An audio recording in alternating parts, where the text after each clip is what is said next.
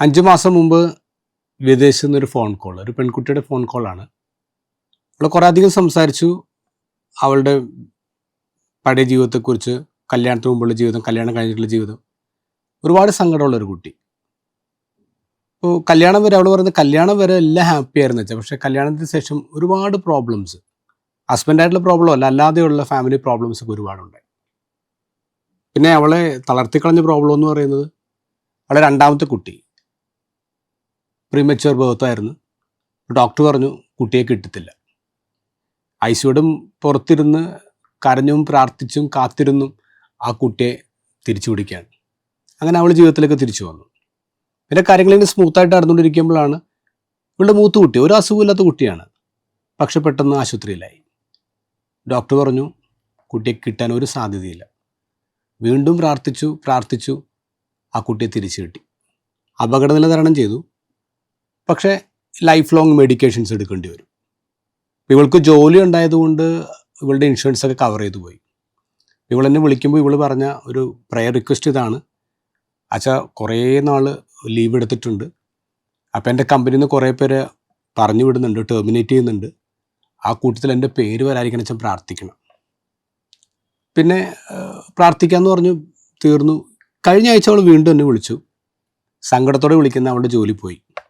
ജോലി പോയിട്ട് കുറച്ച് നാളായി, അവളെന്നോട് പറഞ്ഞില്ലെന്നേ ഉള്ളൂ. ജോലി പോയി. ഇപ്പോൾ മുന്നിൽ ഒരു വഴിയില്ല.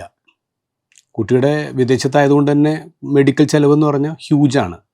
അപ്പോൾ ഒറ്റക്ക് താങ്ങാൻ പറ്റുന്നില്ല. അവൾ പറയണത് ഇരുട്ടാണ് അച്ഛാ, ഇരുട്ടാണ്, ആരുമില്ല കൂടെ, ഒറ്റയ്ക്കായിപ്പോയി. ഈ സങ്കടത്തിലേക്ക് ഒറ്റയ്ക്കായിപ്പോയി. ഇന്നത്തെ ഗോസ്പലിൽ ഈശോ പറയാണ്, ഞാൻ നിങ്ങളെ അനാഥരായി വിടുകയില്ല. I will never leave you orphaned. യോഹന്നാൻ്റെ ഗോസ്പലിൽ 5 അധ്യായങ്ങളായിട്ട് നീണ്ടു നിവർന്ന് കിടക്കുകയാണ് ലാസ്റ്റ് സപ്പർ ടേബിൾ.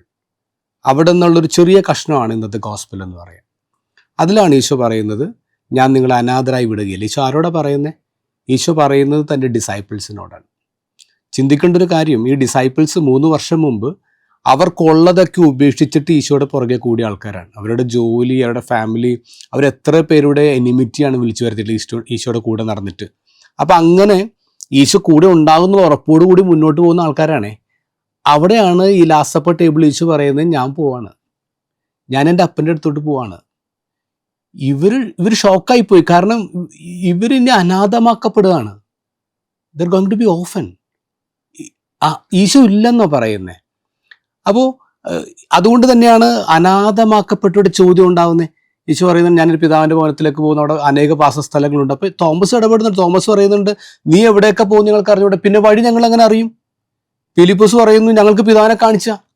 ഇതൊക്കെ അനാഥമാക്കപ്പെട്ടവരുടെ ചോദ്യമാണ്. ഞങ്ങൾക്ക് ആരുമില്ല കൂടെ എന്ന് പറയുന്നവരുടെ ഡെസ്പറേറ്റ് ഉള്ള ചോദ്യങ്ങളാണ് ഈശോയോട് ചോദിക്കുന്നത്. ഇത് മനസ്സിലാക്കിയിട്ടാണ് ഈശോയോട് പറയുന്നത്, I will never leave you orphaned. ഈ അനാഥൻ എന്ന വാക്ക് ഒരുപാട് സങ്കടമുള്ള വാക്കാണ്. അച്ഛനും അമ്മയില്ലാത്ത ആൾക്കാരാണ് അനാഥരെന്നല്ല. എല്ലാവരും കൂടെ ഉണ്ടായിട്ടും ഒറ്റയ്ക്ക് നിൽക്കുന്ന ആൾക്കാരുണ്ടല്ലോ, ആരും ഡിഫെൻഡ് ചെയ്യാനില്ലാത്ത ആൾക്കാരുണ്ടല്ലോ, അവരൊക്കെ അനാഥരാണ്. ഈശോക്ക് മനസ്സിലായി ഇവർക്ക് ഇവരുടെ ഫീലിംഗ് എന്താ, ഇവർ അനാഥരാക്കപ്പെടാൻ പോവാണ്. അവിടെയാണ് ഈശോ പറയുന്നത്, നിങ്ങളെ ഞാൻ ഒരിക്കലും അനാഥരായി വിടുകയില്ല എന്നുള്ളത്. ഇത് നമ്മുടെ ദൈവത്തിൻ്റെ നമ്മോടുള്ള പ്രോമിസാണ്. ഏറ്റവും ബ്യൂട്ടിഫുൾ ആയിട്ടുള്ളൊരു പ്രോമിസാണ്, നിങ്ങളെ ഞാൻ ഒറ്റക്ക് വിടൂല. You will never be offend എന്നുള്ള വാക്ക്. ദ ഷാക്ക് എന്ന് പറഞ്ഞൊരു ബ്യൂട്ടിഫുൾ സിനിമയുണ്ട്, 2018 ഇറങ്ങിയ സിനിമയാണ്. ആ സിനിമയിൽ മാക്ക് എന്ന് പറഞ്ഞൊരു ആൾ, പള്ളിയിലൊക്കെ പോകുന്ന നല്ല വിശ്വാസമുള്ള നല്ലൊരു ഫാമിലിയുള്ള ഫാമിലിയാണ് ഈ മാക്കിൻ്റെ family.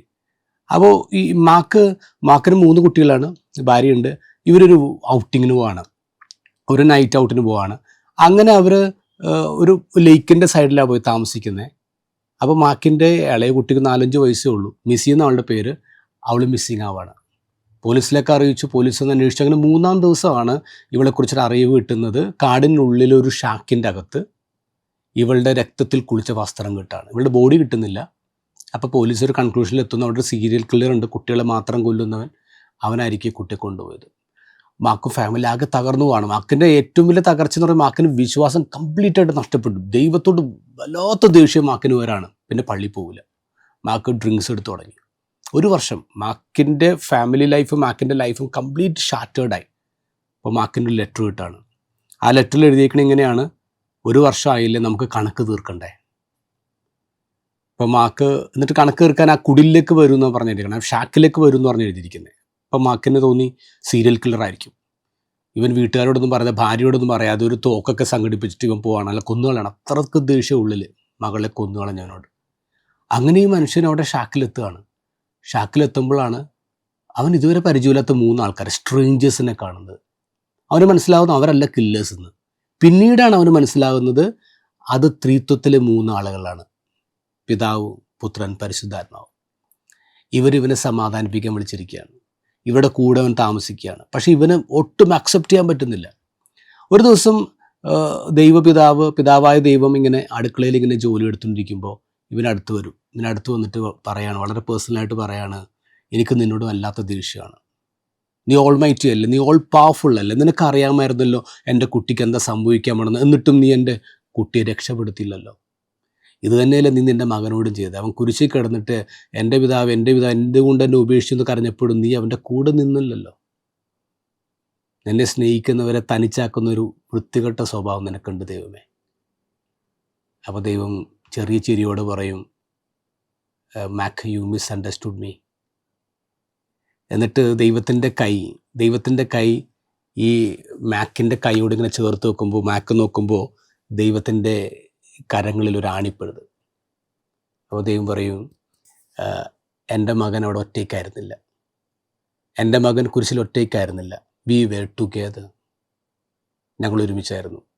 I have never left him, I have never left you, I have never left your child. നമ്മുടെ ജീവിതത്തിൽ സഹനങ്ങൾ ഉണ്ടാകുമ്പോൾ ഓർക്കണേ, നമ്മളാരും ഒറ്റയ്ക്കല്ല. ദൈവം പറയുന്നു: വി വെർ ടുഗെദർ. നമ്മൾ ഒരുമിച്ചല്ലേ ആ കുരിശെടുത്തെ, നമ്മൾ ഒരുമിച്ചല്ലേ ആ സ്കാർ എടുത്തത്. എഡ്വേർഡ് ഷില്ലറ്റ് എന്ന് പറഞ്ഞൊരു പാസ്റ്ററിൻ്റെ ഒരു കവിതയുണ്ട്, ജീസസ് ഓഫ് ദ സ്കാർസ് എന്ന എൻ്റെ പേര്. 1917 എഴുതപ്പെട്ട ഒരു കവിതയാണ്.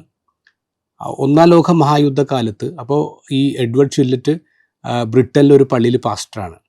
യുദ്ധത്തിന് പോയ മക്കളൊക്കെ പലരും തിരിച്ചു വന്നില്ല, മാതാപിതാക്കൾ ഒറ്റയ്ക്കായിപ്പോയി. പിന്നെ തിരിച്ചു വന്ന പല കുട്ടികൾക്കും കൈയും കാലൊന്നുമില്ല.